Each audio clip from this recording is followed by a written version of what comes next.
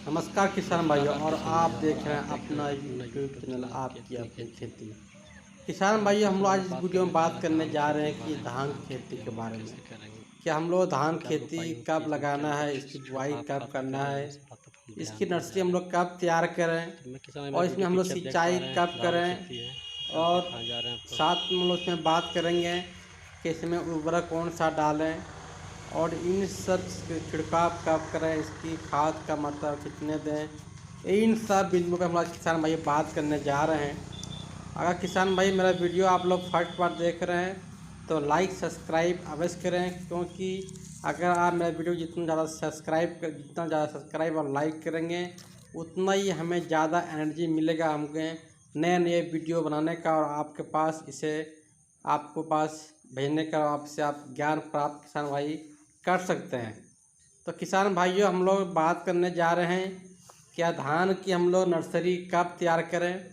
तो हम लोग धान की जो बुआई की बात करते हैं वो हम लोग को 1 जून से लेकर 15 जून तक के बीच में हम लोग इसे अपने खेतों में या अपने जहाँ नर्सरी तैयार करते हैं वहाँ पे इसे आप बिछड़ा हम लोग डाल सकते हैं। और इसे खेतों में डालने के पहले हम लोग खेतों को अच्छी तरह से जोत के और मिट्टी को हल्का और भुरभुरे करके कम से कम 2 से 3 बार से जुताई कर लें।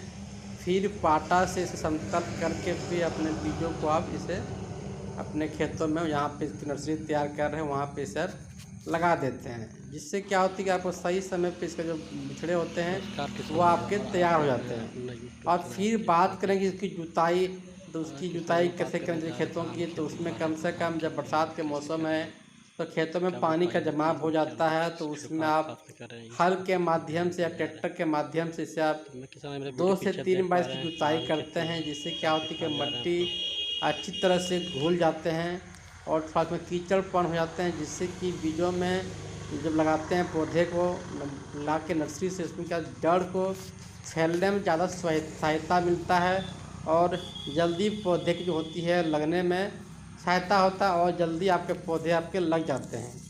क्योंकि होते हैं क्या, आपके धान की खेती है वो बरसात के मौसम में होते हैं, नर्सरी से यहाँ लगाने में फिर पानी से मात्रा ज़्यादा होने के कारण इसमें जड़ें में विकसित करने में आपको आसान होता है। इसीलिए हम लोग अलग से हम लोग तैयार करते हैं बरसात के मौसम में। और बात करें इसकी, जब हम लोग रोपाई करते हैं उसकी समय होना चाहिए 20 से 25 जून या फिर 1 से 15 जुलाई के आसपास इसे हम लोग अपने खेतों में इसे हम लोग लगा देते हैं। लेकिन अलग अलग राज्यों में अलग अलग बरसात के पानी के होने की संभावना होती है, जिससे कि अलग अलग समय पे अपने खेतों पे अपने मौसम अपने बरसात के पानी के अनुसार अपने खेतों पे से आप किसान भाई लगा सकते हैं। और किसान भाई, ये जो धान की जो खेती होती है ये दोनों मौसम में से खेती कर सकते हैं, बरसात के मौसम में और गर्म के मौसम में। कहीं कहीं ऐसे कुछ राज्य है जहाँ पे जैसे इसकी गर्म में भी खेती करते हैं किसान भाई, और बरसात में, जैसे पश्चिम बंगाल जो आपके क्षेत्र में पड़ते हैं वहाँ पे ज़्यादातर बरसात के मौसम में और गर्म मौसम दोनों टाइम पे वहाँ पे खेती होती है धान की, और अच्छा खेती होती है बंगाल में इसकी। तो ऐसे आप अपने ये, क्योंकि ये बरसात के मौसम ऐसा नहीं है कि ये जहाँ पानी की सुविधा आपके खेतों में है वहाँ पे जब आसानी से इसकी खेती आप साल में 2 बार इससे आप ले सकते हैं किसान भाई। और आप बात करते हैं कि इसकी हम लोग इसके बाद हम लोग इसमें निराई गुड़ाई कब करनी है। तो आपके पौधे को लगाने के बाद कम से कम 15 से 20 दिन के बाद इसमें हम लोग फिर इसका निराई हम लोग कर देते हैं, क्योंकि इसमें कुछ घास फूस इसमें उग आते हैं जिसे हमें हटा देते हैं। इसके बाद हम लोग 10 से 15 दिन के बाद फिर हम लोग यूरिया DAP का मिश्रण करके फिर हम लोग छिड़काव कर देते हैं। और खाद देने से क्या होती है कि फिर इसमें ग्रोथ जल्दी होता है और जिस धान के जो पौधे होते हैं वह हरा आपको दिखने लगता होगा। तो किसान भाई, फिर हम लोग अगर पानी की कुछ कमी है या बरसात नहीं हो रही है तो उसमें आप पटवन या फिर पानी आप उसमें खेतों में अपने डाल सकते हैं किसान भाइयों। और किसान भाइयों, बात करते हैं कि फिर इसमें हम लोग प्राकृतिक खाद के तौर पे हम लोग डाल सकते हैं गोबर के। जब आप हल जोतवाते हैं उस समय भी आप 1 हेक्टेयर के अनुसार आप 2 से 3 ट्रैक्टर में खाद, अगर सड़ी गली खाद डाल देते हैं तो वह भी काफ़ी फ़ायदा होता है धान की खेती के लिए। और फिर हम लोग इसके बाद सेकेंड जब फिर हम लोग जब फिर निराई फिर सेकेंड हम लोग खाद देते हैं, वह कम से कम 30 से 35 दिन के अंतर में फिर हम लोग सेकेंड खाद देते हैं। तो उस समय हम लोग फास्फोरस का और यूरिया का इस्तेमाल करते हैं, क्योंकि उस समय जो होते हैं उसमें आपके बलियाँ आने की संभावना होती है। तो उस समय हम लोग डालते हैं, तो उसमें भी हमें फ़ायदा होते हैं। कब रुपाई होती है और निराई गुड़ाई की बात करें तो हम लोग इसमें कम से कम 2 से 3 बार हम लोग निराई गुड़ाई इसमें आसानी से आप किसान भाई कर सकते हैं। अपने खरपतवार को देखने अनुसार अपने खेतों पर इसकी निराई गुड़ाई किसान भाई कर सकते हैं। अब फिर बात करते हैं कि तीसरी की खाद उर्वरक हम लोग कब दें, रासायनिक खाद कब डालें। तो वह 30 से 35 दिन के बाद फिर इसमें हम लोग फिर डाल सकते हैं। उसमें फिर हम लोग DAP, यूरिया और पोटाश मिला के इसमें डालते हैं, क्योंकि उसमें के अंतर में आपकी धान की जो बलियाँ जो दिख रहा है आपको, उसमें आपके बलियाँ फूल उसमें तैयार हो जाती हैं। तो उसमें ये क्या होती है, क्या इसमें आप उसमें खाद देते हैं तो आपकी जो बलियाँ वो जैसे इसमें बड़े बड़े होते हैं। और किसान भाई फिर बात करते हैं कि अब इसकी चौथी खाद हम लोग कब दें, तो वह हम लोग कम से कम 100 दिन के अंतर फिर उसमें खाद डालते हैं। तो उस समय आप पोटाश यूरिया को मिश्रण करके डालते हैं।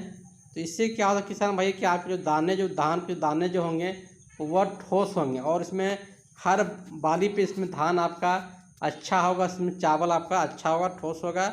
और इसमें क्या होगा कि आपका धान का भी फसल ज़्यादा होगा। एक हेक्टर की बात करें तो कम से कम 40 से 45 कुंटल पर टन से आप ले सकते हैं किसान भाइयों।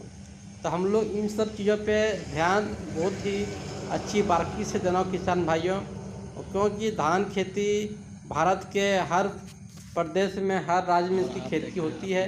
और ज़्यादातर तो ये बरसात की खेती हर प्रदेश में आसानी से आपको देखने मिल जाएगा। अपने गांव के क्षेत्रों में सब देख सकते हैं किसान भाइयों, जो मैं आपको अपने वीडियो में दिखा भी पा रहा हूँ। मेरे पीछे भी धान खेती है, हमारे खेत की धान की खेती है, जो मेरे कम से कम 40 से 45 दिन ये खाद मेरे जो है ये हो चुके हैं। इसमें बाली आ चुकी है, इसमें धान के जो दाने हो उसमें भर रहे हैं, लेकिन इसमें कुछ अभी ज़्यादा ठोस नहीं में दूध की मात्रा है जो सामने पे से निकलते हैं।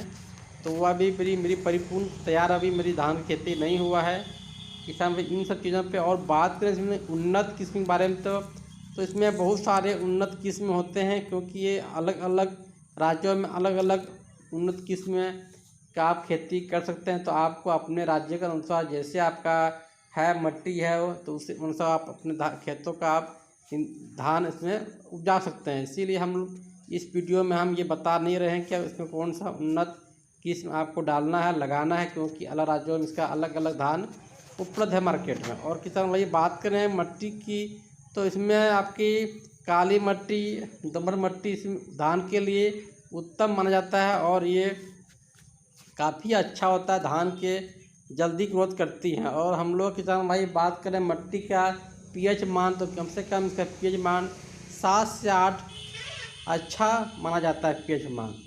और किसान भाई हम लोग इसमें बात करते हैं कि धान की रोपाई जो करते हैं तो उसकी पौधे की दूरी कितनी होनी चाहिए, वह कम से कम 7 से 8 सेंटीमीटर होना चाहिए किसान भाइयों। नमस्कार।